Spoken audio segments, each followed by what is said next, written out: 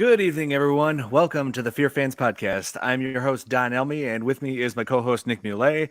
And joining us today is our new friend, Joe. Yeah. Yeah. And tonight we are continuing on with the Nightmare on Elm Street franchise with Nightmare on Elm Street 4, The Dream Master. And this was released in August 19th, 1988, just a year after the previous film, Dream Warriors. So, yeah, this is where the franchise starts going in some pretty crazy directions. A little bit too crazy. And also, just on a quick word of note, Jill is going to be running late tonight, so that's why she's not with us. But she should be here at some point real soon. But she's currently running late, but she'll be on later tonight. Oh yeah. She mentioned that to me. She has some errands to get done, but yeah, she'll be joining us later on. But Right.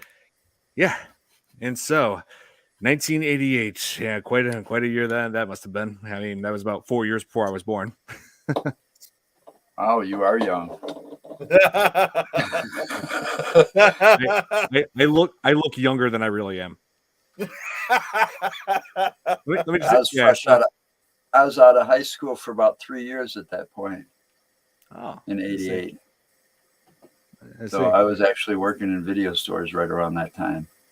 Oh, and when this film came out in the video stores, I bet people were going crazy for it. Oh yeah, it was a hard one to keep on the shelves.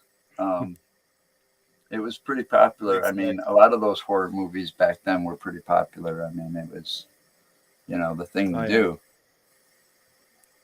Yeah. Like too, also during the days of, the video store, I mean, that was, it's too bad you just don't really see that anymore, because that was the place to go when it came to, not only just that movie, but any type of movie you wanted to watch or wanted to rent, that was the place to go to. Yeah, and putting together the standees and being able to get your hands on some of the original posters, so that if you didn't put them up, you could just, sneak them off and put them up at home if you were a fan. I walked away with a lot of posters over the years. Wish I would have kept them too. What's up, Brad? Hey, Brad. Oh yeah, those posters are like the original posters are super hard to find now, and they're like collector's items, especially like when you have them signed by Robert Englund or anybody who worked on the film. Even the standees, the cardboard standees, I've seen go for a fortune for some of these flicks over the years. Oh, Nick already says, I remember the days of video stores. Yep, so do I, when I was very little. Yeah, I remember. At one point almost had at one point had thoughts of, because I mean, I know there weren't that many, but there was still at least a few video stores that were still around by the time I was in high school. And at one point I almost thought about wanting to work at a video store, but unfortunately, because, we're talking 2009, 2010 here, that's when a lot of them were shutting down. So, that chance of wanting to work at a place like that, unfortunately, never happened. Yeah, I remember owning one at the end. Oh, I see. Really? I actually owned my own video store at the end before I gave it up. But Blockbuster was what put me out.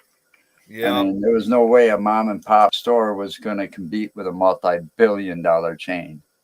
Oh, yeah, because it's like when you think about it, people could, at that time, now go to Blockbuster, and instead of going to their local mom and pop store where they could get, like, let's say, Die Hard, and later find out, oops, the 3 copies of the mom and pop store own, are out of shelf and won't be in shelf for next week and a half. They can go right to Blockbuster across the street, and there were 25 copies or more. Yeah. Yeah. So unfortunately, Blockbuster then kind of took control of the market, and that also brought down a lot. They didn't really take any of, especially like the low budget B movie films at all. So that killed the B movie industry, because now you couldn't make a movie for $350,000 anymore, because that money wasn't being made back. Nope. And see, back then when VHS was around, that's when, Nightmare on Elm Street 4 and the whole franchise started showing up. It was originally on VHS. Yeah. Dealer cost for that movie was right around $65. Right. Oh yeah, I remember. on VHS. Yeah, I remember seeing like that was dealer cost. That would have been my cost because I own the video store or managed a video store. Either way, oh, Blockbuster probably spent less than $20 per copy because they bought in bulk. wow. They bought for an entire district. So the more you buy, the less the price went down individually. Oh, Right. Well, That's why they were able to keep 50 copies of a movie. Mhm. Oh, Brett is saying Me? between One or Don and two. Jeremy's collect. I'm sorry. Go ahead. Me, I was only able to keep one or two in stock. No way I was going to compete. Right. All right. Oh, here, Brett is saying between Don and Jeremy's collections, you can start a video store. Yeah, I've got what's left over of mine here. Oh, really? Yeah, what I didn't sell off, I've got here. Plus, I've added to it since DVD days. Yeah. Oh, nice. I've probably got about 2,000. I've probably got about 2,000 plus movies over here. Wow. You got me beat. Yo, you got me beat because I've got like almost 400 here. Don, and not only has Joe got you beat, so has Jeremy too. You've seen both collections. Who's got more? I have seen. It's honest. I mean, it's literally what I just said. So, here I'm gonna start a very special video store going to have nothing but 100 copies of Jaws: The Revenge. Nothing beats the original. Nothing beats the original. Nothing. I say that across the board when it comes to movies. I don't like the remakes. Yeah. Especially with the horror classics. Well, some remakes, there are a few good ones out there. Like we just covered two good ones recently, The Thing and The Blob. So those ones I like. But I do agree there are some bad remakes out there. But yeah. Like the remake of The Fog, that was god-awful. Oh, that movie was bad. The remake of Nightmare on Elm Street, I'm not fond of very much. Let's see. I'm pretty sure I beat that. Oh, what's his name? Robert Englund. Yeah. I mean, you can't do Freddy Krueger without him. He made it. You can. He put the. I mean, it's like doing Chucky without without Brad Dourif. When Child's Play was without Chucky or making him look different or something or. Yeah, they already did with Mark Hamill. I was gonna say, wasn't that the TV series? Yeah, they did. They did do a TV series, and it's now on Shudder, so now I can watch it. So I'm excited for that. Oh, here, Nick Ulrich said got done playing the Last of Us remake. Oh, yeah, I gotta play that remake because I've been watching the show. So, but I've been Don, where you are in the show. I'm on the third episode right now, and okay, good. I have been. Well, lately I've been playing the Dead Space remake. Nick, I told you about that one, and been doing videos on that. The gameplay videos. As a matter of fact, the third video that I have on that is being uploaded now. Right. What? Just read what Brad said. Anyway, let's see. 2000. I'm pretty sure. He's talking about in terms of movie collections. That's a double check. Oh, here, Mr. Nice Guy. Hey, how's it going? Thank you so much for watching. Here, the Fog remake sucked. Oh, yes, it did. No, sorry. My dad and I went to see that in theaters back in 2005. I was so disappointed. So disappointed. I didn't see it. Oh, here. How do you like the Dead Space?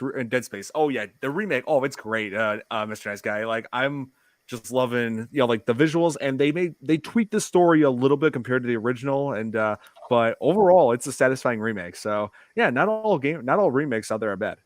Oh, here, I have the Dead Space remake. Oh yeah, Nux Ulrich, play it. It's great.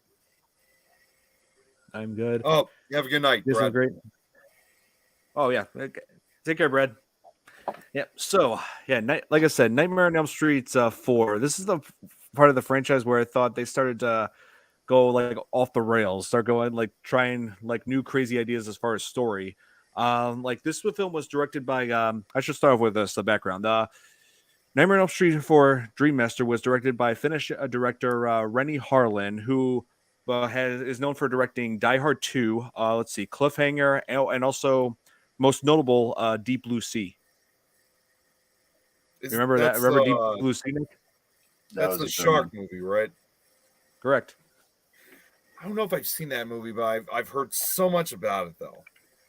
Oh yeah, it's all right. I mean, it's not as good as Jaws, but definitely not the worst shark movie by any means. But I cannot say the same for its terrible straight-to-video sequels. Ugh. Yeah, that was a mess. Yeah, some of those straight-to-video sequels, they suck.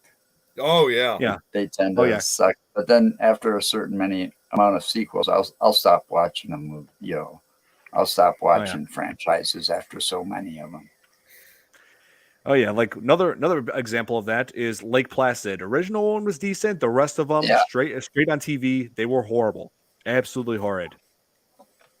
Hate them. Well, if you also look at a series like, and it was bad from the start, but it was the so bad it's good stuff. It was, and Don, I think you're gonna know which movie I'm talking about. It's Sharknado from the Sci-Fi Channel. Each movie, each film they made, it just got worse and worse. But they were intending to make it bad, though. It was intentionally bad, though. I mean, they had to know what the premise. They had to have known. I mean, they had to have known with a premise like that, it was not going to become like an A-list film by any means. But no, it's just like a laughably bad kind of movie, which makes it like worth seeing. Just because, just something so bad you could just laugh hysterically at. I mean, the first three are the only ones that I consider worth seeing. But yeah. Well, did you know that actually got a rare theatrical release at a festival? Like, obviously, they were making it, made for television. But it did get one theatrical release, just the first one, and only once. Yeah, just because it had a cult following on it. Right. Yeah, but that cult following, having a cult following on films, when you get those cult classics and stuff like that, back in the video store days, that you'd be surprised the range of people that actually watch those more than some of the other movies. Oh yeah. Some of those cult classics back in my video store days, those were the biggest renters in some cases. Right. Mm-hmm. Oh yeah. Well, and a lot of those movies too, especially if they were B films. I mean, those were the movies to go, like to check out. For sure. I mean, I watched one just because somebody told me, because if you're a male, you should watch this one, but be careful, you're going to end up cringing. Right. And I did. I grabbed my shit and it's like, and that was the classic, the original classic, I Spit on Your Grave. Oh, man. We were just talking about that. Movie was messed up. Yeah, I'm more fond of the remake of that because I feel like the remake, that way she gets back at them, is much more satisfying. I haven't seen the remake. I've seen the original and I've only seen parts of the remake. I won't. But speaking of remake, one of the stars of this film, Rodney Eastman, who plays Joey in parts 3 and 4, is in the remake. He plays one of the villains, and I mentioned this in the previous episode that he was killed in I Spit in Your Grave by having his face dissolved by in a bathtub because the bathwater had lye in it, which is a dangerous and corrosive chemical. It's like acid. Yep. DJ, the 2006 Wickerman remake is so bad. I hate it. Well, let's be honest though, and Don, you already know which scene I'm going to talk about. There was only one good scene out of that entire movie, and that was with Nicolas Cage in it. Not the bees. Not the bees. That's like the only good part out of that entire movie. The rest of it sucks. Yeah, that's the only part that's the only part that everybody mentions. That and also the constant like daydreaming he has about the woman getting hit by that truck, or the girl getting hit by a train or something. Yeah. So there's that. So yeah, Nightmare on Elm Street 4. So the story of this is that the remaining Dream Warriors from the third film, Kristen, Kincaid, and Joey are just trying to get on with their lives like they're normal lives in high school, but Kristen is still worried that Freddy will one day return, much to their annoyance. Yeah, but it turns out she was absolutely right, because Kincaid was dragged into Freddy's world where he creates a junkyard and his dog just like pees out fire onto Freddy's remains. That was cool. I always thought that was a cool thing. If a dog should have superpower. It should be able to piss fire. Hang on 1 second. 1 second, my phone. Well, next. Hello? Bees. Why did it have to be bees? Right there. I'll be right there. Hang on. What's up? 1 second, guys. I gotta get the door. I'll be right back. Must be something important. Freddy's at his door. Yeah, it's got to be Freddy.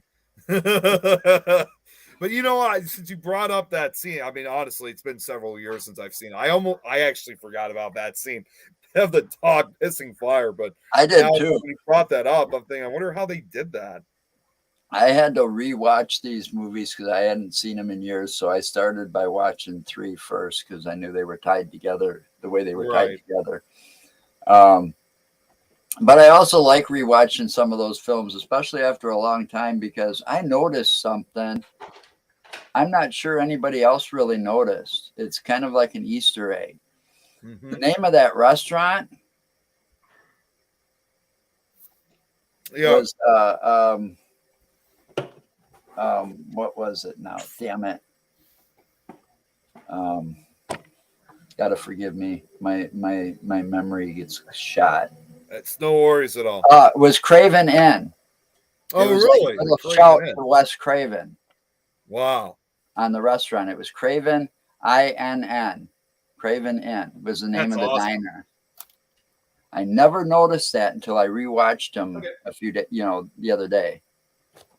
I'm back. You good? Yep. I just had to get my my dinner. Oh, Jeremy was just saying that's just Robert Englund asking him why he wasn't at the show yet. Hey, I'll consider that for an episode. I'm thinking like maybe Freddy versus Jason. Maybe we can ask him if he was that easy to get a hold of. But either way, wouldn't that be cool as hell? I would love that. The legend, the man himself. You know what? Actually, I'm going to show. Oh wait, where the hell is it? I have a picture here that I'd like to share with you guys. Yeah. Here's what I got. Here's what my dinner was. Here, hold on. It's like I was on pizza. Yep, pizza, Nick. Okay. Nick? Yeah, I see it. Okay. I was about to cut it myself. Nice. Hey, and why pizza? Because hey, I just love soul food. I know. You got the little faces on the meatballs there? Yeah. I might. Let's take a closer look. I remember that. See, I was like, I was going to think that we were probably going to eventually talk about that scene eventually. Mm-hmm. And yes, I bought the pizza just for that joke. Really?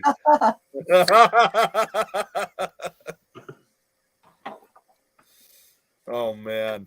Where the hell is that picture? It actually is something that kind of I'll find it eventually, but it actually does coincide with what we're talking about. I'm just trying to find it right now, but man, it's been a number of years since I've even seen it. I should have used it. Should have checked on the desktop for it. I'll find it later. But like I said, I love watching movies because you tend, especially rewatching them, because you tend to see things you don't spot the first time around. Right. Yeah, that's true. I was well. Did you spot that? You were at the door. Did you spot that? The name of the restaurant, the little diner. When I was at the door? No, the name. Yeah, I was talking about that. The name of the restaurant. Yeah. Oh, Wes. Diner. Yeah, you were saying Wes Diner. It was Craven Inn. Oh, Craven Inn. Sorry, Craven Inn. Yeah, I knew you were talking about Wes Craven. Yeah. Imagine seeing a water spraying out fire instead of water. I mean, that's more of a. That sounds more like a flamethrower more than anything. That's one dog you wouldn't want to mess with. No, that's a true hellhound. I hate to be on his bad side. At least those knives won't break if you press down too hard. I've broken 2 rollers in the past year. Yep. Like I said, cut the pizza myself. So are those plastic or real blades? Yeah, they're not real blades. I wish. Yeah. I had one that I had something similar because I collected knives and swords and stuff that people used to think of the Freddy Krueger, but I always thought more like Wolverine. Oh yeah, Wolverine. But I wouldn't mind finding a glove like that with the real blades to hang on the wall. Hey Okay, Nick, I found the picture. Hey Nick, I was actually looking through YouTube about videos that I could react to involving Freddy Krueger. I came across one thing called Epic from this channel, Epic Rap Battles of History. It was Freddy Krueger versus Wolverine. Oh because man, they both got the And razor who claws. won? Yeah, they have the razor. I don't know. I didn't see the video for myself. I mean, Epic Rap Battles of History. It's like one of those channels where they make videos that's like open to opinion. You can decide who you thought wins. Yeah, so right. They did have one of Goku versus Superman, and and I thought Goku totally won that. I found the photo that I was looking for. So this is actually kind of responding back to what Jeremy said. Well, Jeremy, you were saying about a guest. Well, this is as close as I could ever get. Yep, that was me over 10 years ago. I got to meet Robert. Wow. Yeah, that is awesome. Yeah, I was at a flashback weekend in July of 2011. That's funny to think. That was me. A few months after I graduated high school, and he was a really nice guy to actually chat with. I hear he's a nice guy in person. He is. Awesome. In fact, actually, when we were talking, because it was my dad and I, when we were talking with him, my dad had brought up another film that Robert Englund was in. It wasn't any of the Nightmare on Elm Street movies, but it was an earlier film that he did back. I think it might have actually been long before he did the Elm Street series. It might have been from like the late 60s, I think, that he was in. And whatever movie it was that he was in, Robert Englund was kind of shocked. You're like, really? You know about this movie? And my dad and him were having quite a great conversation. And that was my chance when I eventually got a picture with them. But yeah, that was 18-year-old me at that time.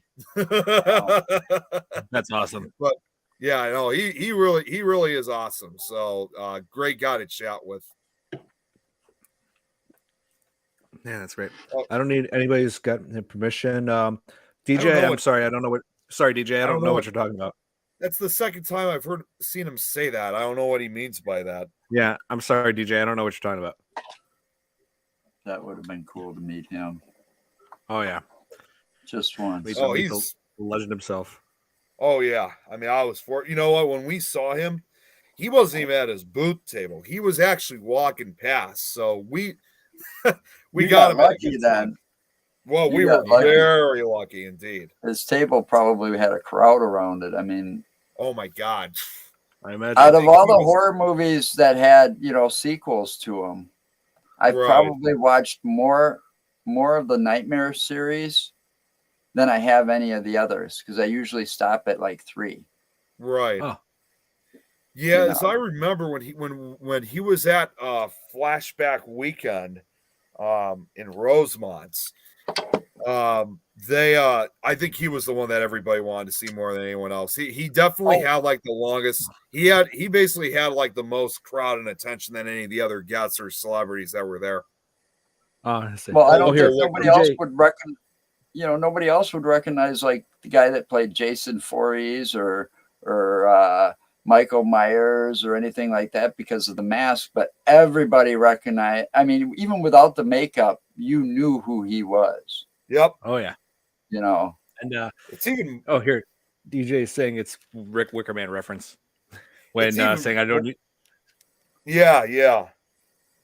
Oh, is it from the remake or is it from the original? Remake, saying I don't need permission to dig up Rowan Morrison. Oh, okay. Yeah. Anyway, it's even more amazing that Robert Englund now is like hosting a paranormal series of his own on the Travel Channel. I think that's cool as hell. Yeah, that's awesome. Oh yeah, although I have to admit though, it was kind of a strange time that he aired it at, because it literally looks like a show that should have been airing around Halloween, but he ended up having this broadcast like in the middle of summer. I think it was like June or July of 2020 that it was broadcasted. Mm-hmm. So that's still a great show though, either way. Oh yeah, for sure.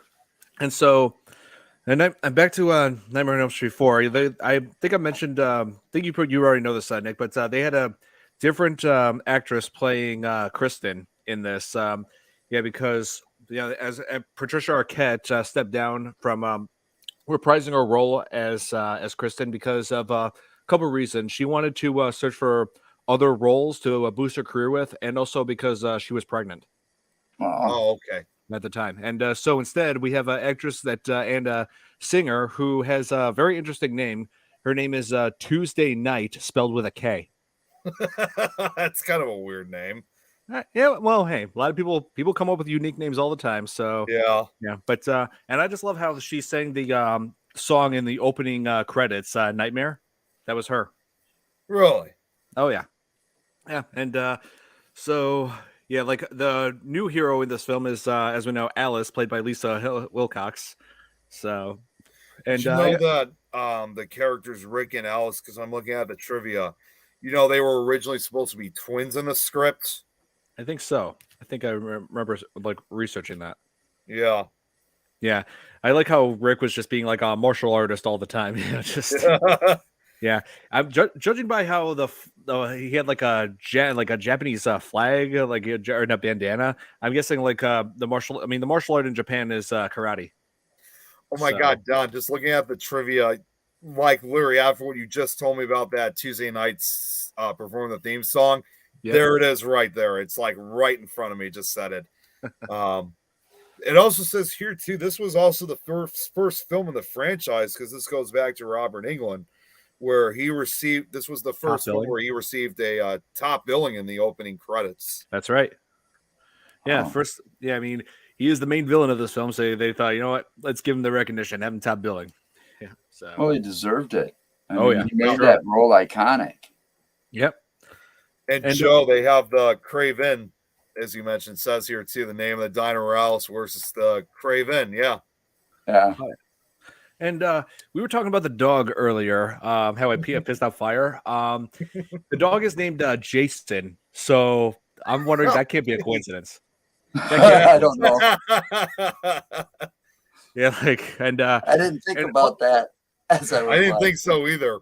But what I'd like to know though is, everybody kept saying that Freddy was gone in the first dream sequence, but then Jason comes out of nowhere and bites Chris in the arm. So, like, if Freddy was gone, then why did the injury in the dream world also happen in the real world? Like, she wakes up with that same bite on her arm.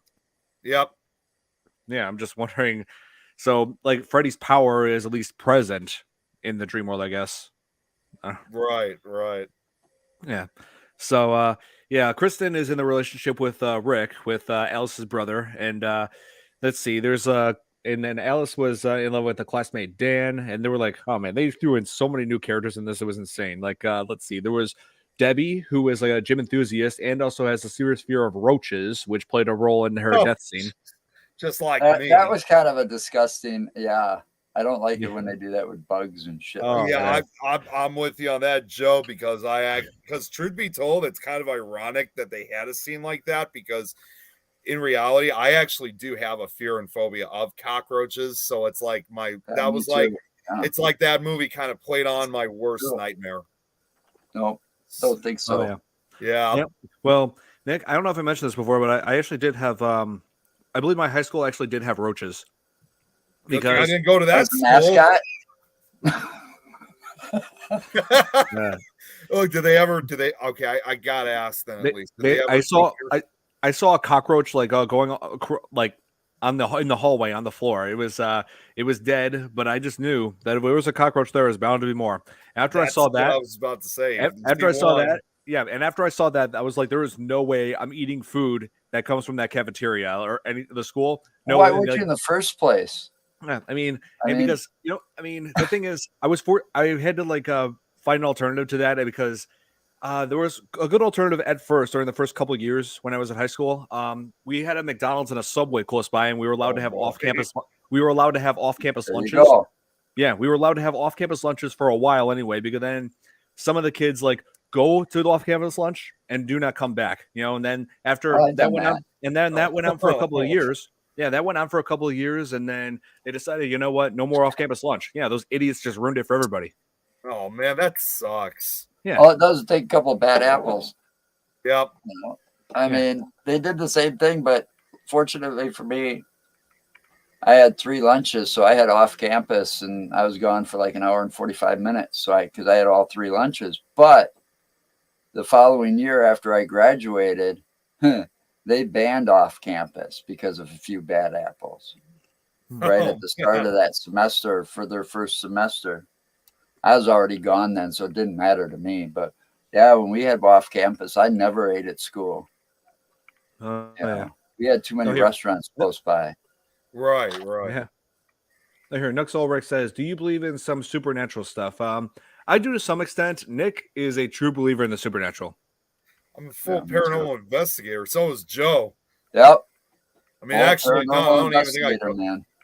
I don't even think you know this, Don. I mean, at some point, Joe, since he only lives just, which part of Wisconsin you're in again, Joe? I can't remember. I'm in like Watertown, Wisconsin. So just to get to the Milwaukee for me, for example, it would take us approximately an hour. It would take us about that too. But yeah, Don, at some point, Joe and I are going to meet up. Well, of course, obviously it'd be during the spring or summer. So we're going to wait on, but we're actually going to try to do an investigation at some point. So Jeremy, of course it's a paranormal. Then we got, see, my show and here, I'll show you. I don't know if it'll show you with the magic screen. I might have turned it off, but yeah. I don't even roaches, know what why year did that be roaches? Oh, it was 2020. Oh, nice. Oh, check that out. Sweet. This was for Wisconsin Podcast Association. We won an award. Well, that's awesome. Congrats. That's awesome. Nice. But it was only because we went to the paranormal instead of pissing people off. So right. We've been doing that since 2019. Mm-hmm. Oh, here Nux Ulrich is saying crapateria. Yeah, I didn't trust that cafeteria because it's like, the thing about me is I'm not sure if I have as big of a fear of roaches as Nick does, but I will say this: if I find out your place is like at the point where you got roaches and it's like, yeah, no, thank you, I'm not eating at your place. Like, because years ago when I took my college girlfriend to go see what was it? I believe it was Mad Max Fury Road. That'd be 2015. Yeah, that time. That was when it came out. Yep, we had popcorn and drink, but as we walked out of the theater when the movie was over, we saw a cockroach scurrying across the floor, and we reported that to the manager, and we decided, you know what? I told her, you know what? Let's not go back to this theater, and she's like, all right, so we never went back there. You don't want to know what my nightmare was. I mean, when they showed the scene, I think it was Joey that got drowned in his own waterbed. Yeah. He got sucked inside the waterbed, right? Yep. Mm-hmm. I lived just before I got sick in 1995 with leukemia. I was living in this roach-infested dump, of an apartment building. The whole building, 8 units, all 8 units were roach-infested. I had a waterbed. And when it came to dismantling that waterbed, oh, my God, you wouldn't want to know what I saw. Thousands and thousands of them under that mattress. Oh, man. I mean, back then, if I would have had a video camera, I would have videotaped it and put it on the internet just to freak people out. It probably would have went viral. It reminds me of that scene from Creep Show, like near the end when Pratt exactly. flips the bed up and there's like thousands of roaches. Right. Exactly like that. Oh, God. Oh, man. Just imagine that in real life. My God. That's what it was like in real life. I shit you not. I mean, it was, you get that waterbed going and, they like the heat and the moisture. So they're all in there and it's like, oh, fuck. And these motherfuckers must have been crawling on me at night and I didn't know it, Yikes. I'd be scared to go to sleep. And I only figured it out because the mattress sprung a leak. So I had to get the mattress changed. So it was like draining it and changing it. And it's after that, I think I ended up sleeping on the couch out in the living room because I thought it was safer. Right. Oh, Jesus. It was probably the right choice to make. For sure. But it was only about 3 weeks later, I ended up in the hospital anyway. So I was clean. Right. I was as far away from them as could be. Mm-hmm. Oh, they condemned that. I think they condemned the building later, but that was probably how I got leukemia because they used to spray that building while I was sleeping. Oh, really? Okay. Oh, so I went and I didn't know it. So, all of a sudden I'd find a tag on my bedroom door or something. Oh, yeah, we just sprayed in here.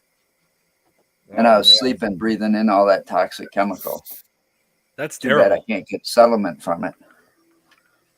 But that is terrible. That is. Man. But roaches and me, we don't get along. I don't think any of us ever get along with roaches. And to think they'll probably survive the nuclear, if any kind of badass war happens, they'll be the ones that survive. Yep. They always say they're going to be the last one standing. I believe it. And yeah. Yep, that's right. And like in the video game franchise Fallout, you run into these mutated cockroaches, rad roaches. So not only would the nuclear bombs not kill them, it would also mutate them into something worse. Well, when you think about it too, and it's not just roaches, it's other types of insects. If you're talking millions of years ago, they used to rule this entire Earth during the Permian period. And they used to be giants. So they've been here before us. They will be here long after we're gone. Yep. So Ghost Rider versus that's for sure. Yeah. I'm just trying to help you get back to the movie because I got this opened over here. Right. With the Wikipedia, and it kind of tells me things, But that little girl that they had with the asthma? Yeah. When did I swear to God, and I don't know why I was thinking this, but I thought, because I've seen, I don't know what I saw or what I was seeing, but I swear that she didn't get killed like that. I swore she got sucked in the dream or something, and her little asthma, her inhaler thing became like a weapon, and she'd squirt it at him or something. I must be thinking of some other movie or something, but I swear to God, that was something. I'm not sure if she actually. But it would have been a good thing though to make her little asthma thing, like some superpower when she went into the dream world. Here, Jeremy's right. That happened so soon. This happened in the original miniseries of It. Yeah, that's it. Yep, that's the one. No, the character I've seen too many movies, they kind of blend together after a while. Yeah, well, the character in Nightmare on Elm Street 4, Sheila, the bookworm character, she who had asthma, she didn't spray her inhaler at Freddy. Now, he basically just said, "Want to suck face," and then just I think that was just I think they took her up too soon. Oh yeah, they took her out her character. Yeah, I liked her. Smart ass. yeah, she was great.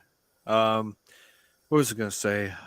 Oh yeah, back to that dream. Like when Joey dreamt of that a swimsuit model on his poster just came to life and was appearing underneath his waterbed. And I'm thinking you have to know something is up, Joey. You had and then she just disappeared. Freddy jumps out, and it's like, how is this for a wet dream? Yeah. I thought they were going to get some. I thought there was. I'm looking right now for that, the trivia. I thought they were going to get someone more well known for that scene. Who the hell was that? I can't even remember who that was. But they said they were supposed to have someone else for that scene. I just can't remember exactly who it was. That was like kind of my worst nightmare when I saw that scene too, though, because I slept in waterbeds for quite a long time. Right. And right. I used to be afraid of them, ripping open or something and just me drowning in the water because those things can hold a massive amount of water. Oh yeah, it's quite scary, knowing the fact that anything could go wrong with those kind of beds. Yeah, that's probably one of the reasons. That's probably one of the main reasons why they stopped making that many water beds. Because now that I think about it, I haven't really seen any of them around lately. Don't unless you go to a garage sale or a thrift shop. Yeah, because I was about to say I haven't really seen any around lately. I don't think they sell new ones anymore. No, that's probably because people worried about it, something that could puncture it and cause a cat could even puncture one of those with her claws. Yeah, totally. I mean, it wasn't that hard. Yeah. And just think if you have a 150-pound dog. Oh, right. My sister, actually, older sister, used to own a waterbed. But yeah, it is true though. You really don't see you don't really see that anymore, in this day and age with a lot of people's houses. But I had that dream. I did, just like Joey, where you're under the thing and you're trying to get through, and it's and all that plastic's covering you. Yeah, for sure. I mean, it used to wake me up at nights every now and then when I was sleeping on water beds. But I did it for my back. Yeah. Yeah. But it's I feel like waterbed, it's like sure it seems cool at first, but I feel like there are like risks that would come with it. I don't know if I would actually own one. So there's a lot of risks that come with it. Oh yeah. I'm just gonna stick with my queen size bed. They also kind of sometimes hurt your back too. I mean, I know it works differently for others, but for others, it could actually injure your back sometimes. Yep. Well, you also have to pay extra renter's insurance in some cases if you're renting an apartment and they know you got a waterbed. They'll require an extra deposit and sometimes an extra fee per month on top of your rent. Right. Just to cover the damages in case that thing springs a major leak and you know you're living up, and they won't put you usually on the second floor either if you have a waterbed. I figured they would put you on the first because like my oldest sister, she used to live in they live in a house now, but several years ago they used to live in apartment buildings, and the time that she had a waterbed, she was on the first floor. So that kind of does make a lot of sense now that I look back. Yep. Oh, here. DJ Evans C said Rennie Harlan, the director of Nightmare on Elm Street 4, would also go on to direct the second Die Hard movie and, of course, Deep Blue Sea. Yes, I mentioned that right near the beginning. Yes. Rennie Harlan, he's directed some fairly decent stuff, but I think the one film that struck a blow to his career was when he directed Cutthroat Island, which is considered to be one of the biggest box office bombs of all time. Right. Yeah. Now, I didn't know this too, by the way. This was more on Robert Englund's part. That apparently that same year when this movie came out in 1988, I guess he also it sounded like what he directed a movie of his own too, if I'm correct on that. You guys know anything about that or not much about that? Yeah, right here. I just found it. Robert Englund directed the horror film, which I assume is probably his directorial debut. It was called 976 Evil. It was the same. Yeah, it came out the same year that this movie came out, 1988. Oh, nice. I'll have to check that one out. Yeah, I'm looking at it right now. It was a good year for horror movies. Oh, yeah. They say this movie the whole 80s. The whole 80s, the slasher craze. So that was that was a good time for horror fans. Well, in this case with Nightmare on Elm Street 4, this was the highest grossing horror film of 1988. Yeah, it was. Yep. Here, watching Nightmare on Elm Street 4 right now. Oh, nice, DJ. You're always watching a movie when we're doing the show, DJ. because he wants to watch the movie again. That way he's, while we're talking about this. Right. Yeah. I prefer a more comfortable bed than a waterbed. Yeah. Same here, Nexelric. For sure, man. And what was another memorable scene? Oh yeah, there was also that pretty disturbing scene where Alice was Wait. I should mention one other scene before that. One new trait about Kristen is that she now smokes. I guess to take the edges off, as they say. Because he's still paranoid about Freddy. She picked that up from Christian. Yeah. No. I'm saying when she took Christian's power or essence or whatever that was, or soul into her. Yeah. She started picking up some of Christian's traits and some of the mannerisms and some, like when she looked at that. What was the little asthma girl's name? She saw her in the bathroom and she said something about the bags under her eyes. Yeah, and that's what I was trying to say before. That Kristen smoked. Yeah, that was like a new trait that she had. She's saying it takes the edges off because she was worried about Freddy. But here's the thing: studies actually showed that smoking actually increases stress and anxiety. It doesn't take the edge off like some people say it does. But me personally, I don't smoke, and I'm not going to judge people for smoking because I have a few friends who do smoke.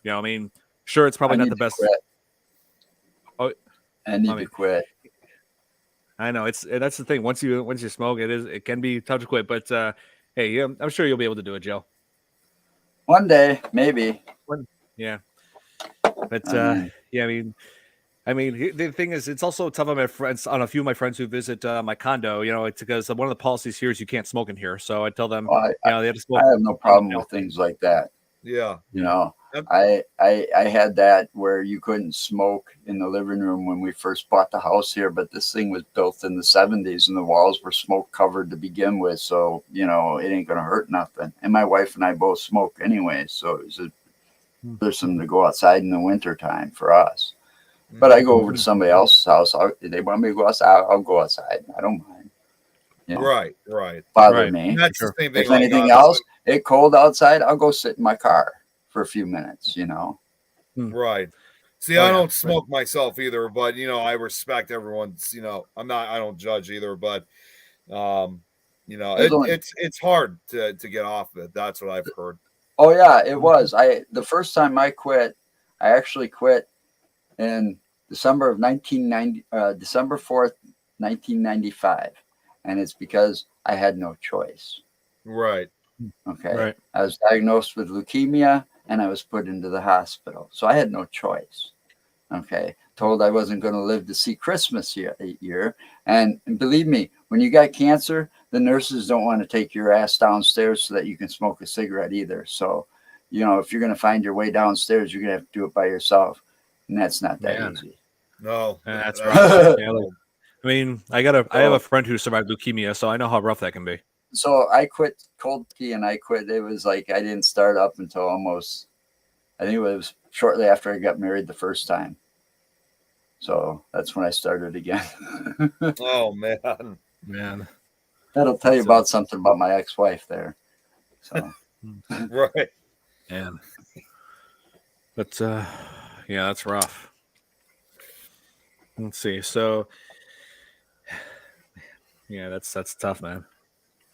I always thought, and then the other thing I thought was kind of interesting of this movie is they had to play a movie that I don't believe in, because that movie caused my medicine to be illegal across, right now in my state still. But they were playing Reefer Madness. Oh, right. Oh, here we go. In one of those scenes. How you doing? In one of those scenes in this movie, they were playing Reefer Madness on the big screen. Oh yeah, Reefer Madness. Yeah, that's a scene where Alice was in the theater, and then we play Reeper Madness, and then it showed that diner that she worked at right before getting sucked into the movie, and notices in the audience, and the people in the audience, this is the creepy part, the audience who had consisted of Freddy's victims so far in the film, including her brother. I thought that was pretty messed up. Yeah. I didn't catch on to that. I think I'm going to have to go back and watch it again. Yeah, I don't remember that either. Why can't I remember? I do remember them playing Reefer Madness because I'm against that movie. Oh, that movie's hilarious. It might be hilarious, but it portrays stoners in a way that you can't portray it because it's stereotyping us. We actually watched that movie for my film class in college. Yeah. It was like, I love that class. We would put on these classic movies, like black and white movies and really old movies. And then that's where I watched it, was in film class. That was my first time to watch it. And I thought, this is ridiculous. Oh man. Wow. Well, they portray stoners to be stupid, and it's like, that ain't true. I spent my senior year I spent my entire senior year stoned. Okay. I was a classic stoner in the 80s. All right. And I graduated honor roll, and that was without trying. Oh, yeah. Wow. Oh, man. Now tell me how I did that. But I've never done anything else, and they say it's a gateway drug. Well, I don't think so. Yeah. To each his own. I mean, anything could be a gateway, even alcohol. So it doesn't have to be one. Well, alcohol will kill you. There you go. I think it'll kill you. Die of alcohol poisoning. Alcohol will kill you before marijuana. And that's not a pretty sight. That's why I rarely drink. That's why I rarely ever drink. And Joe, if you remember, I mean, that's why I said a couple years ago I quit heavy drinking. I haven't had a heavy drop since then. Yeah, my Yay. dad was an Good alcoholic. call. My dad was Good an call, my friend. alcoholic and stuff. And, when I went to police science, I saw some of those videos with what alcohol poisoning does to a person. Yeah. They have police science.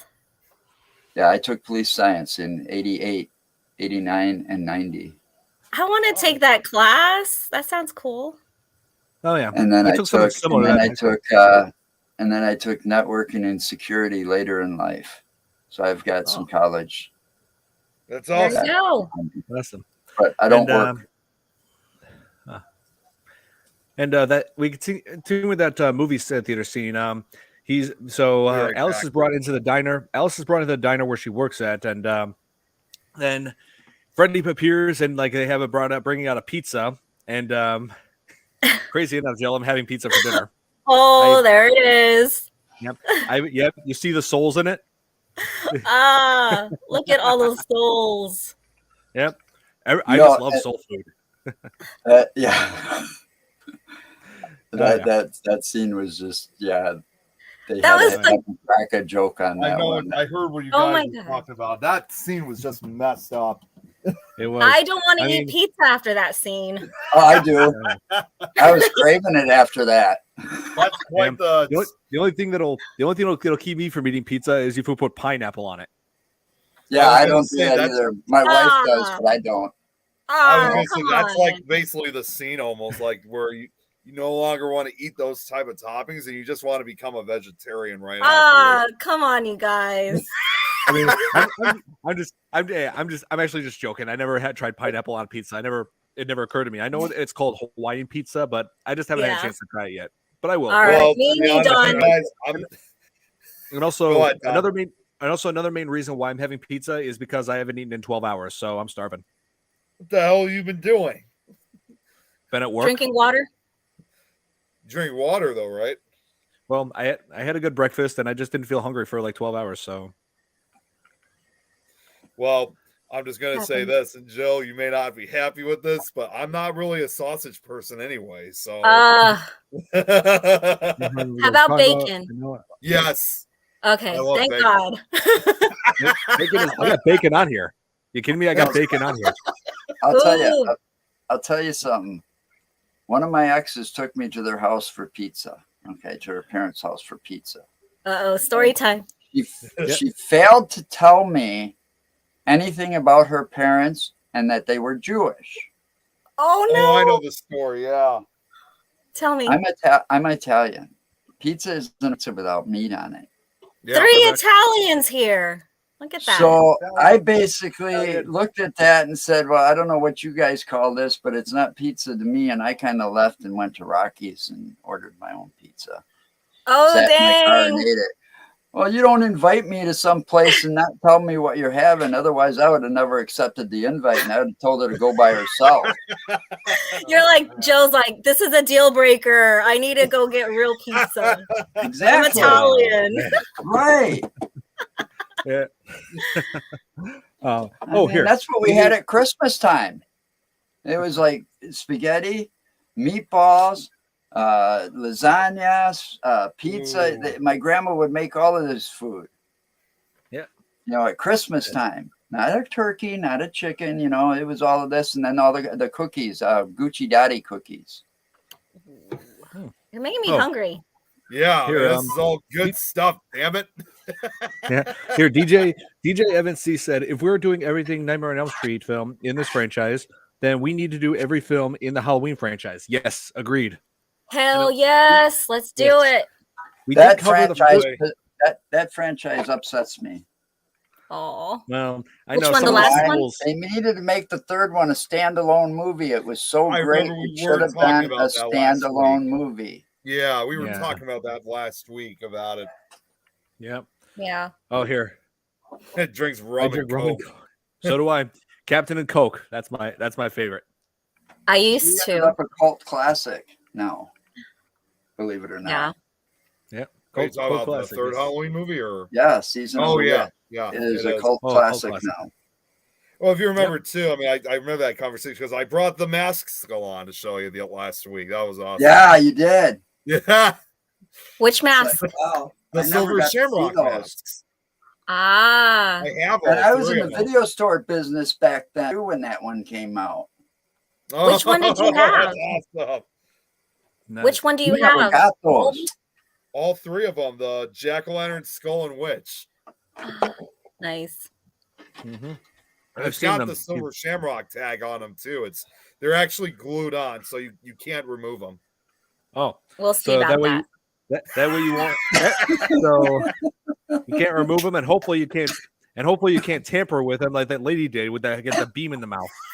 Just be careful if you see the computer chip. That's right. They're all around you. The aliens are listening, or whatever they are.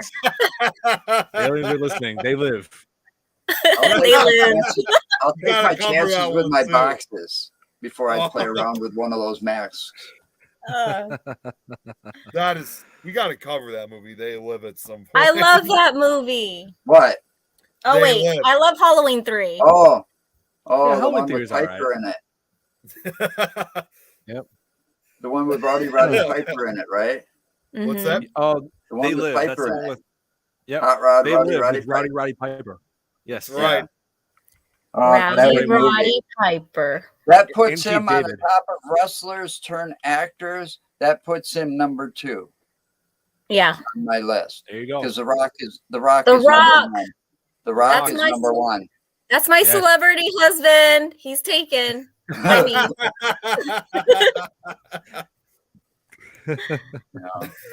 Oh, I man. called him The rest of those, above all of you. the rest of those wrestlers turned actor, they all suck. Yeah. Oh yeah. Try basketball turned actors. We had Shaq.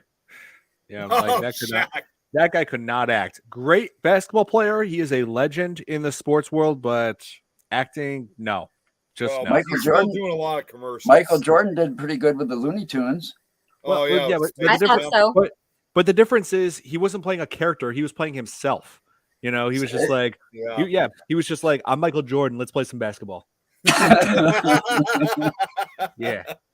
Well, I what love Space Jam. about rappers? Rappers are turning celebrity movies to Sometimes it works, in movies. Well, you know what? You just What's brought up his a name? good point. You My just brought favorite, up a good example, Joe. Like, and this is actually in association with Nightmare on Elm Street 4.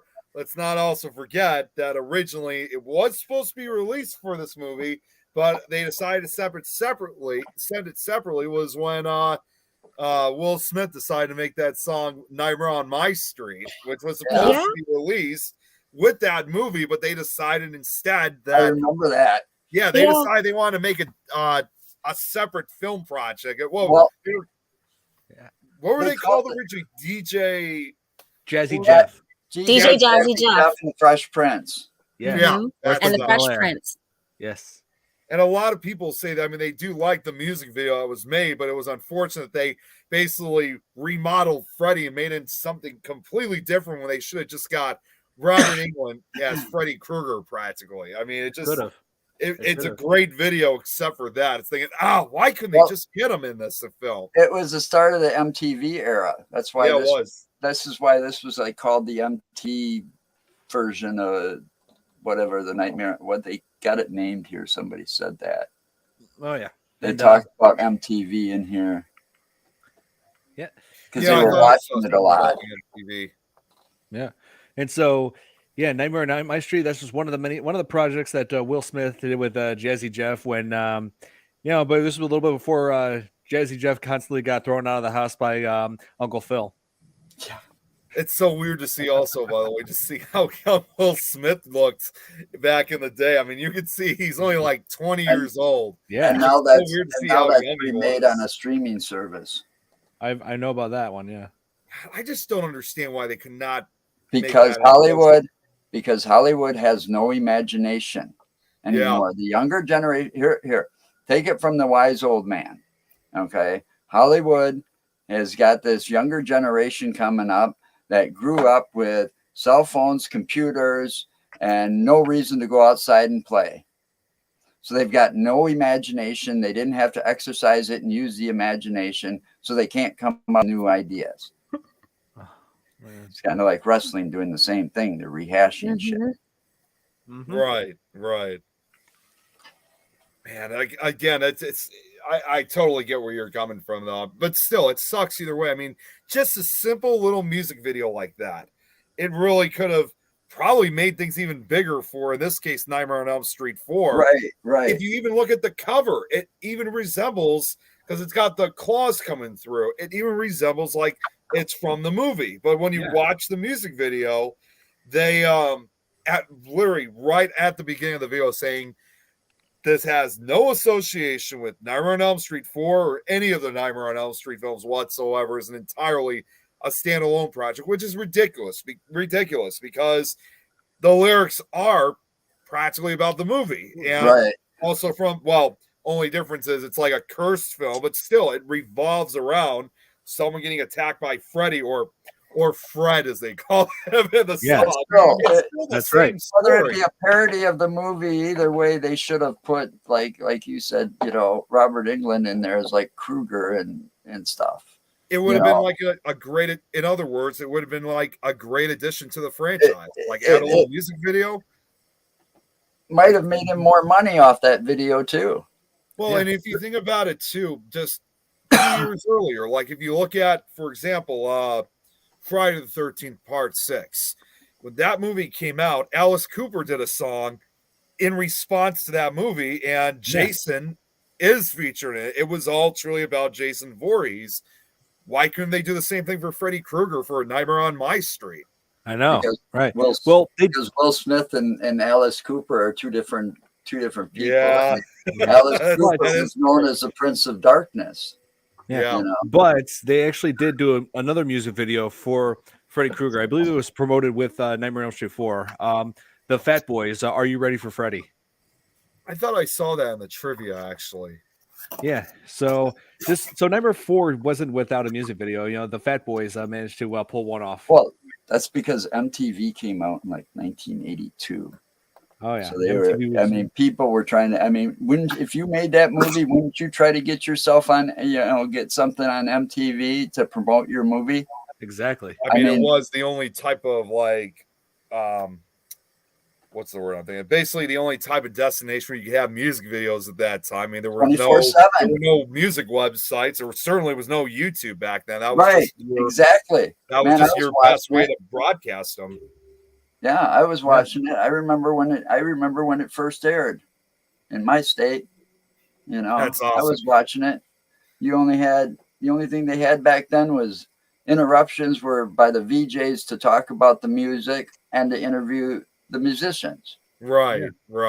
Now it's turned to shit. I know. Along with same with all VH1. This reality crap. Oh my God.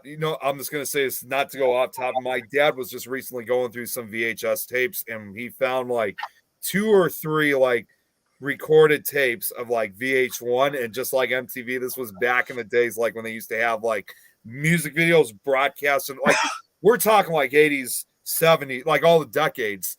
And now it's the same thing. VH1 has followed that same exact path that MTV had. It sucks. Yeah, that's right. Oh man. And so back at Nightmare on Elm Street 4. So yeah, Kristen was so first Kincaid and Joey and then Kristen were killed off because Freddy was going after the survivors in part 3. And one thing I noticed right after Kristen's death, like after she was burned, there was a shot of the cemetery. It showed Nancy Thompson, the hero of the first film, and Donald Thompson, her father, buried next to each other. But right next to them was Joey's grave, and in front of them was Kincaid and Kristen's grave. I'm like, okay, what are the odds of all of them being buried together in that spot? In the same cemetery. Yeah, in the same cemetery. It's like what? Did they have like a special reserve spot for like if you've been killed by Freddy? For like if you've been killed by Freddy, it's like this spot is especially reserved for his victims. I mean, yeah, they're like all cursed. I mean, it's like a mass grave practically put together. Elm Street Cemetery. Yeah, I'm surprised that. You know what? I'm surprised there is not a cemetery by that name. Is there? You know what? Now I'm curious. Look it up. Google it. Google it. Yeah. Hey guys. Yeah. Well, wait a minute.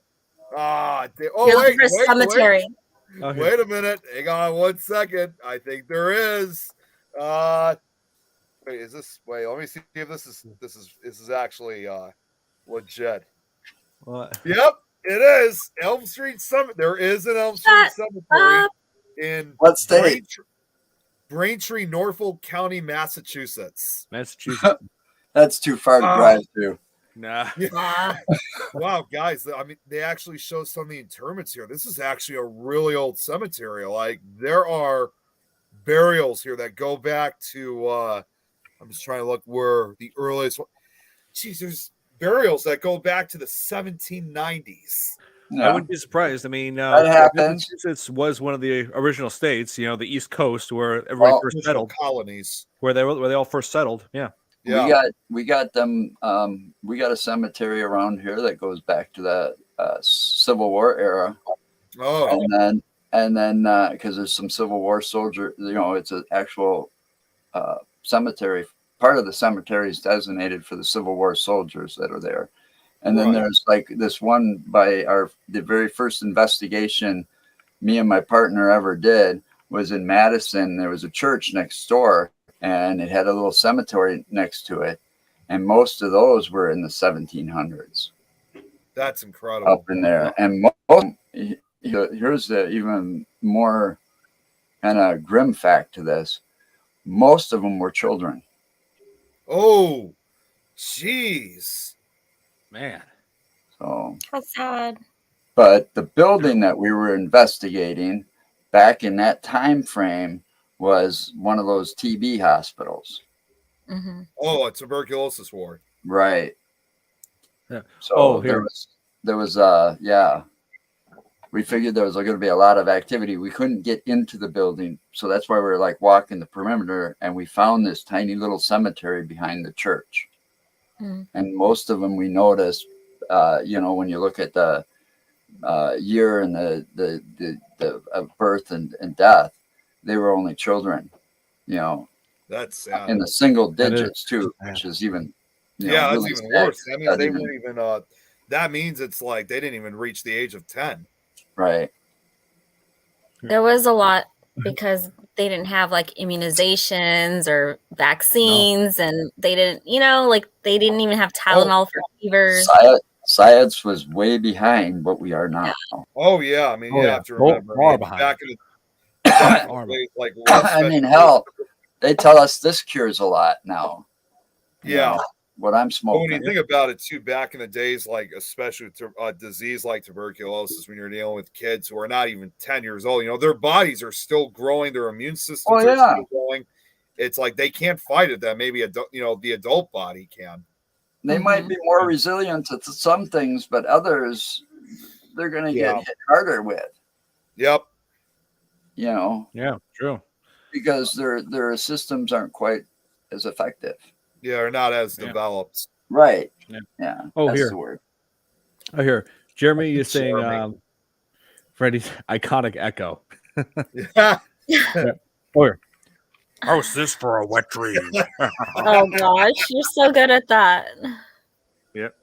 And we were just talking earlier, Jill, about waterbeds, how they're like not being made anymore. And the more you think about it, the more you think about it, it shouldn't be very much of a surprise that waterbeds are not made because, if those things get ruptured and you sink in them and drown, so. I had a friend, I had a sleepover. I slept at her house once, and it was one of my friends, and she had a waterbed. And I don't know if I was in junior high, but I was old enough to remember it. And I was like, how do you sleep on this? It's like, you're like, it's okay if you're sleeping on them by yourself, but if you're sleeping on them with somebody else, every time they move, we kept moving. Yeah, like, like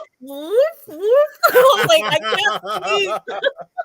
Yeah, as far as waterbeds, no, thank you. I'm sticking to my queen bed. I'm sticking to my queen size bed. Thank you.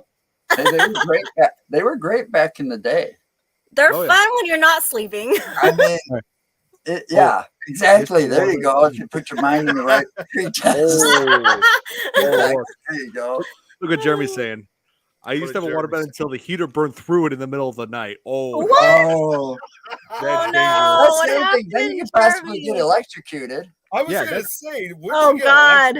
for it? Oh my God, that is so dangerous. That's such a nightmare. That's literally like no more different than like, and I know they've done this in some movies, like where they're standing or sitting in a bathtub, and they drop like a plug toaster Right, in, exactly. and they get electrocuted. It's like no different than that. Terrible, Joe.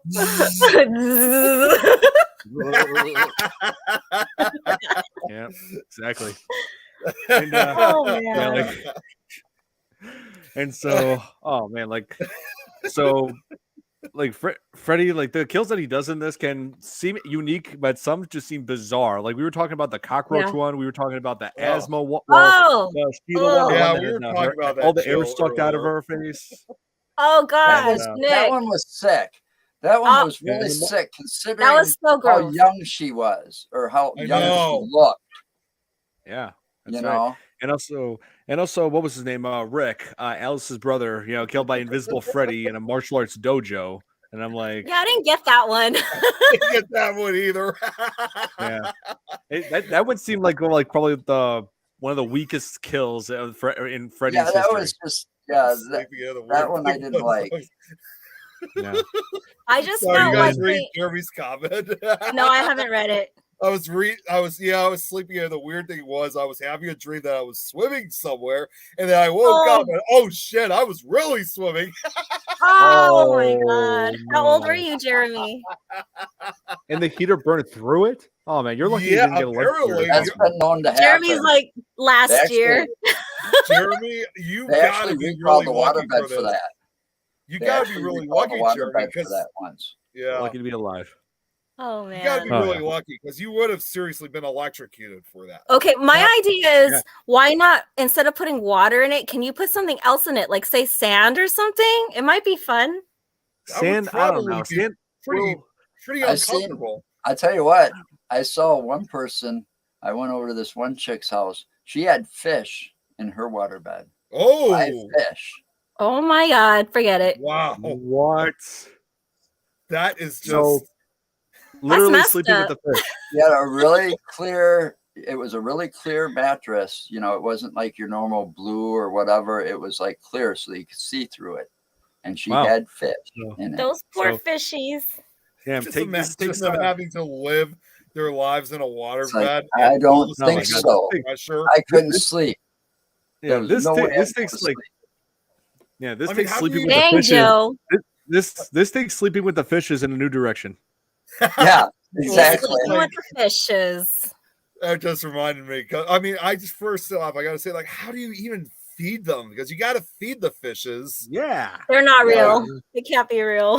You know, I was just thinking when you said sleeping with the fishes, Don, I was actually just watching that episode of. I was actually just watching that Dawn episode of the Dead. I was actually just watching that episode of Seinfeld last night where they dumped Kramer into the Hudson River and they arrested him. He's like, "Oh, we thought we were sleeping with the fishes. I guess I woke up." I love Seinfeld. Classic. You remember that one, Jill, where they dumped him into the Hudson River? I love his character, Kramer. He's the best. I'm always that kind of person thinking, man, I gotta live Kramer's life. I want all of you guys in the same building with me. So just open the door like Kramer does and just help myself to your cereal. I saw that at the drive-in that year. Oh, really? With, what was the other one? There was a different movie because it was like a double feature thing. I love the drive-in movies, the double features. I miss it. I got experience drive-through. Well, we actually have one near us, believe it or not. On do? my dad was here right now, he'd tell you where it's at. But what I also find amazing when it comes to drive-ins is it seems like they're starting to make a comeback. Actually, there's still one in the Dells, as far as I know. Yeah, that's what I mean. So there's still a few left, but they're starting to make a comeback. My wife tells me the one in Jefferson is around, and that's not too far from where I'm at. Oh yeah, I want to. First chance I get, I'm going to one of those. I want to experience the way things used to be way back in the day when people would watch movies. You know, like just bring your car in, have speakers put in there, and just fun. Yeah, I got that out. Fun. Here's driving. You got to do it, Don. That's awesome. I like like I said, Jill, first chance I get, I'm doing it. I'm going. I have one here in Madeira. Yeah. I have one here in Madeira. So when you guys come to Cali in the summer, it's only open in the summer. There's one here in Madeira, which is like 15 miles from me. Okay. Oh, for sure. I would love to experience that. Oh, here, Nick. That's where my buddy's from, California. Madeira, yeah. It's just really close. Oh, here. DJ Evan C is saying, I got a FearFans podcast idea for you guys. Dawn of the Dead, 1978. That is my favorite zombie movie. We're totally doing one on that. That's what I said. I saw that at the drive-in. That's awesome. In 78. Nice. Yeah. I was 11 years old. Nice. I was 11 years old. My dad took me to that movie at the drive-in. That is amazing. Oh, Day of the Dead? Oh, nice. Day of the Dead, it has like, oh man, it can be a hard movie for watch for some people because it has one of the most easy to hate villains of all time, Captain Rhodes. God, I hate him. Hate that guy with a passion. You know what's funny about that movie was I don't mean to change topics, but George Romero actually said this for Day of the Dead was whenever he made his Living Dead films, he had basically a Living Dead film for each decade, if you guys could probably very well imagine. He had one 60s, one 70s, one 80s, and he originally wanted to make another one for the 90s. But as he always put it, Day of the Dead, the script actually was probably more 90s than 80s, if you kind of look at it very carefully. I guess. Yeah. Oh, man. And let's see. What was I going to say? Oh, yeah. I just like how when Alice, when she finally goes to face Freddy, she like throws on these different trinkets from each one of her friends. Okay. Yeah. Like Rick's bandana when he was to perform martial arts. Yeah. Had that around on her hand. On her fist. Yeah. And let's see. What was her name? Sheila. The device that she was going to use to ward off cockroaches. That's right. Let's see, Deborah's bracelet. Yes, she was like ready to go to war. Like, oh yeah, she looks so badass. Yeah, it was like Rambo getting ready. Yeah, she was like Rambo getting ready in front of the mirror, and then she take down the little pieces in the mirror. The pictures show the mirror. Whose leather jacket was she wearing? The leather jacket. I mean, she looked like basically like this biker almost in a way. Yeah. I'm trying to think of who the leather jacket was from. If there was a character with it. Yeah, I think there was a character with it. I'm trying to. A guy, maybe. Yeah, I think so. Yeah. Now, while you're thinking that, Don, there was actually I looked at the trivia. Like, if you guys remember, obviously, like in the third one, where all the other kids had these abilities, in their dreams. It turns out from the trivia I'm reading at, it says in this case with Alice, her abilities were originally included those of the from Dream Warriors into this film, but it was later cut due to fear of confusing the audience. So, what was her ability? What was it? I don't remember. What was it? Invisibility. No. Could have been. My dream power would probably be if I had a dream power when I face Freddy, it would be super speed. Like you see in those Marvel or DC films. Yeah, Flash. Or Quicksilver. Like I could just I like that guy. I could just knock Freddy to the ground and I could just be like, you didn't see that coming? And then I'm Invisible Girl for doing Fantastic Four. I'm Invisible Girl, so that way he can't see me punching him or stabbing him with his own knife. I got a plan. Stop stabbing yourself. Yep, just grab his. Nick, what's yours? I didn't even think of mine, to be honest. He doesn't know. Come back to me. All right, cool. And you know what? Thought occurred. Valentine's Day is coming up, and Valentine's Day is going to be on a Tuesday. So I'm debating whether or not we should go on. And if we do, 13 years. Because I don't know. Hey, I don't know if anybody's doing anything for Valentine's Day. I mean, I am. You are. Of course, Joe is. Joe's got a date. No, my wife and I got married on Valentine's Day in Las Vegas. It's awesome. Because I won a trip on the Christmas Eve before that. I won a trip, an all expense paid trip for 2 to Las Vegas. to see Garth Brooks and stay at the Wyndham Hotel and all of this. And it was a real personal concert. It was just Garth Brooks, a guitar, and a bar stool. That was it. That is awesome. That is amazing. And a few hundred people at most. Okay. And yeah, it was a hell of a trip. And the last day was Valentine's Day, and we got married on Valentine's Day. So that's nice. Amazing. I love that. And then I made a joke of that one because of, they say, that joke, they say, whatever happens in Vegas stays in Vegas. Yeah. They lied to me. She came back with me. Oh. Be nice. But, that's amazing.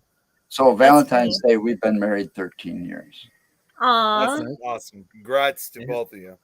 Hi. That's nice. Yeah, but so Nick, I was feeling iffy about doing one on Valentine's Day because I didn't know if anybody had plans or anything for that day, or I don't know. No, anybody want to make plans? I don't have any plans. I mean, my plans are with you. Nor do I. I'm currently single. I haven't been with anyone in 2 years, so. But I haven't been with anyone in several years. I was thinking if we do a Valentine's Day episode, let's do My Bloody Valentine. Oh, that's a good movie. Yeah, let's do it. Yes, I knew you guys. Is that that one that's got?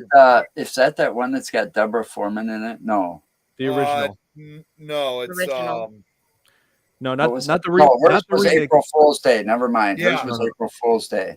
No, that's April Fool's Day. Which we do. I've seen so many movies, I get them confused. You got to realize I used to work in video stores. I started at the bottom, worked my way up to management, and I am owning one. Oh yeah. And Joe, Blockbuster came to town. I mean, Joe, I know that you just met me. I don't know if Nick told you about this, but I actually do have high functioning autism, and one of the traits of it is that I can absorb visual media. It's every movie I see just burns into my mind like a brand. Like a lot of people out there need to watch movies multiple times to remember them. I don't. That's like I can remember music just by listening to it maybe once or twice. Yeah, that's like me too. I can memorize. I have so much music memorized. That's like superhuman abilities. Here. Right there. In 2 weeks, this coming in Valentine's Phone book of numbers too. Phone book, but now that cell phones are around, I guess I don't exercise that one enough. Yeah. Let's see. Oh, here, DJ Evan agrees. Yeah, my buddy. Yep. Okay. Yeah. So, all right. I just knew you guys would like the idea. And you guys know, and Don, I'm letting you know this right now. I'll be dressing up for this one. So what you gonna dress up as, Cupid? I don't know. You're gonna have my mind. to wait until I was thinking it. She said it. I don't know. You're gonna have to wait till 2 weeks from now. I don't want to ruin the surprise for you. All right. Okay, so just put on the wings. Be a cherub. Have your arrow. Oh my god. Yeah, and it's like just shoot it out. Don doesn't want to visualize. Oh, dude.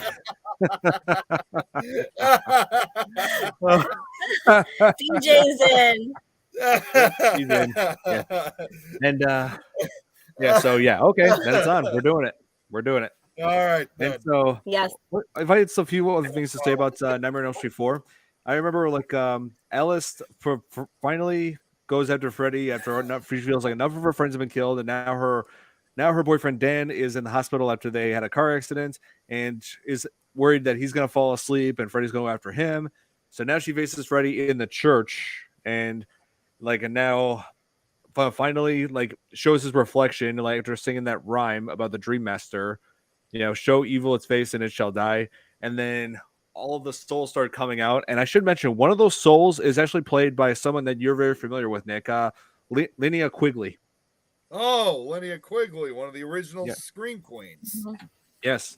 Yeah, she's one of the souls that comes out of Freddy's chest, all those. That's awesome. That's awesome that they brought one of the Scream Queens and one of the three. It's too bad that they weren't able to get the other two in. Michelle Bauer and damn it, I always keep reading the last one's name. Bring Stevens. That's who it was. Yeah. Right. Oh yeah. So yeah, all this, it was crazy seeing like the faces of all the souls just emerging after Freddy's head explodes off, and then his body disintegrates. It's like, it's like every time you think Freddy is down, you think he would be down for good, but no, the next movie shows that. I mean, yeah, I was just gonna say something. You know, how many times do they think they can resurrect somebody like that from the dead? You know, how many times you got to kill, you know, to stop making sequels? He's a demon. They're demons, so they just keep coming back. You can exercise a demon permanently. It's been done before, you know. I mean, I just don't get it sometimes, because you maybe take on some Supernatural. Some of them go too far. Well, if you think about it, like when they made like Child's Play, for example, like Tom Holland, the director, he was trying to basically kill Chucky off as worst as he possibly could, because he actually was trying to do whatever it took for a sequel to ever be made. He wanted that, you know, he wanted it burned, he wanted it crushed, he wanted it, so he wanted Chucky to die to the literal point of no return. Right. Oh, here, DJ Evan C is saying, please invite you to join us on it. So yeah, DJ Evan C wants to join us on this podcast when we talk about My Bloody Valentine's on Valentine's Day.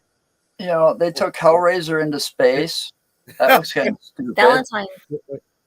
Here, wait. So DJ Evan C, I guess I think the best way would Nick, you know this stream service better than I do. Would it be possible to send Nick to send him a link if like we had like his email address or something? Yeah, because I can't send it to him through YouTube. I'm not sure how, unless he's got like a Facebook or an email address, I can't send it to him. So not that I don't want to. It just I don't. And years ago you could message people on YouTube, but they don't have that feature anymore. So or does he stream? Does he stream other than YouTube? If I send it out to the stream, then that's going to be available for everyone. And no, I mean like say if you are on Facebook, you can send it through Messenger. Instagram has its own Messenger type app. You know, it all depends on DJ with what he's got. I mean, until he says like if he's got a YouTube page, I mean, unfortunately, and I hate to say there's not really much I can do, but if he's got something else like Facebook or Instagram or an email address, I could send it that way. But with YouTube, I'm unable to. Yeah, I wouldn't know how to send it through YouTube either. Yeah, like I said, they used to have an email feature, but not anymore. Yeah, I do have Instagram, DJ Evan C. Like, if you have Instagram, I mean, I'll be able to send you a link through that way. Yeah.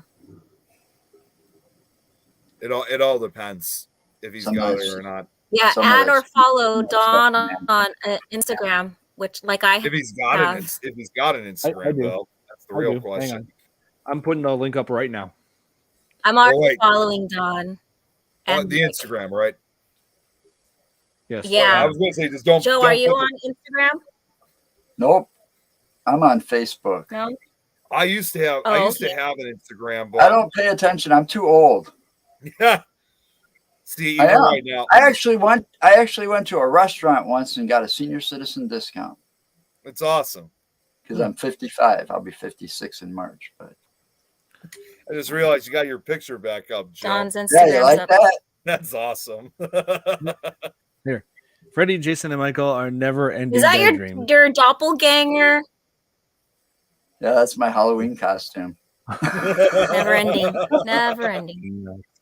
I actually got carded for smokes at a Dollar General because they got to do that all the time. And after he died, he was on the cover of like Time magazine or something. And she asked for my ID, and I was like, "Yeah, there it is, right there." And I pointed to the magazine.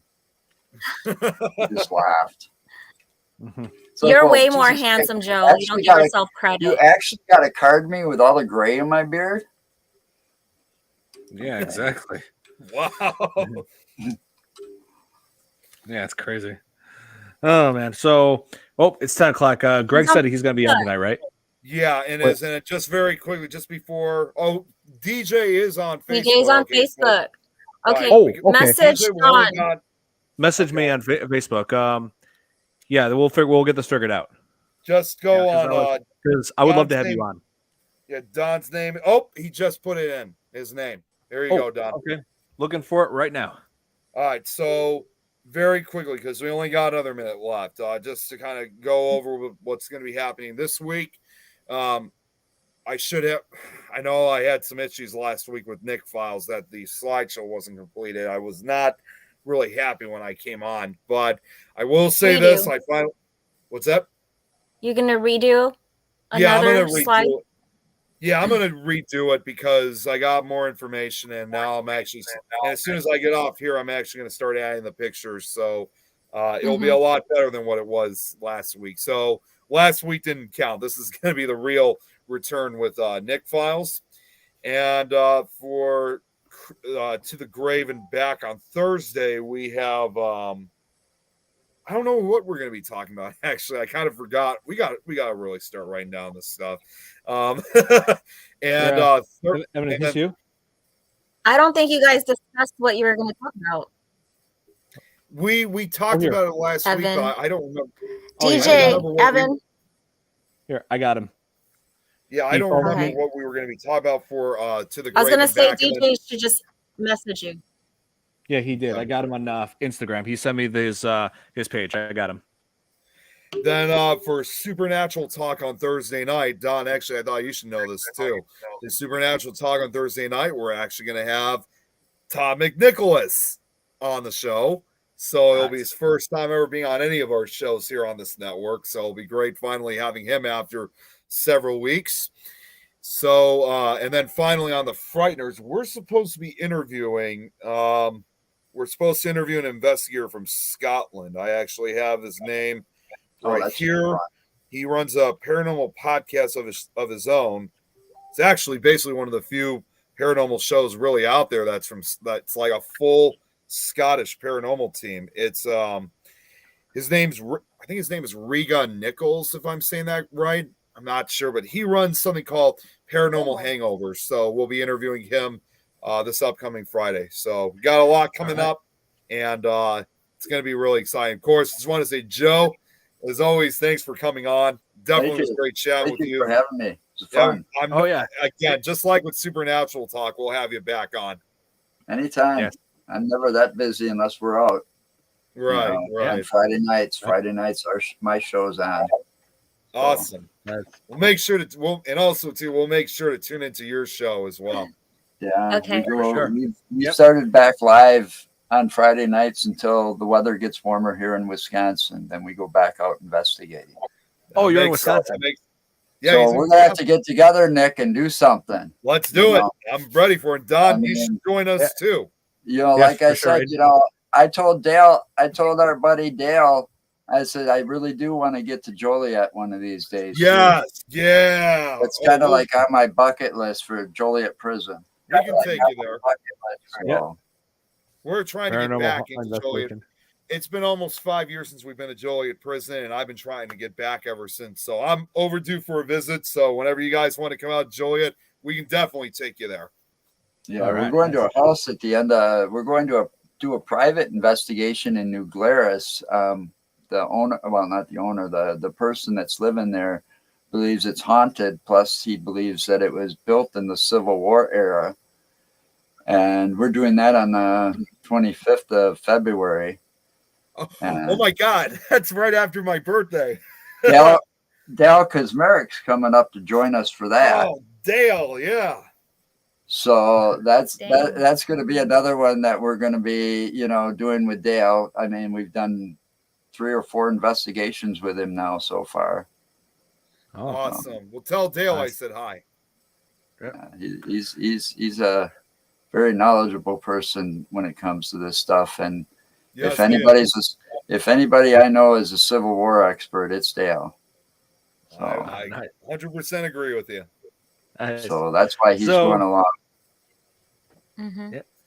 So Greg is gonna sign on it, on a thing to do his show, Nick. Right? Yeah, I know. We got to get off here, unfortunately. Yeah, I'm just afraid. Yeah, he might message us any minute about it. But yeah, we better get off here. But Joe, thanks again. All right, thanks a lot. It was fun. As much as Thank you, Joe. Oh yeah, I would just love for like this episode to continue, but I just at the same time, we got to stick to the time slot. But Joe, great to meet you. Can't wait to have you on here again. Nice to meet and you. Yeah, good to meet you. And Nick, Jill, thank you as always for joining me on this. And everybody, thank you so much for watching, and we'll see you again next week, same time. Bye. Stay safe.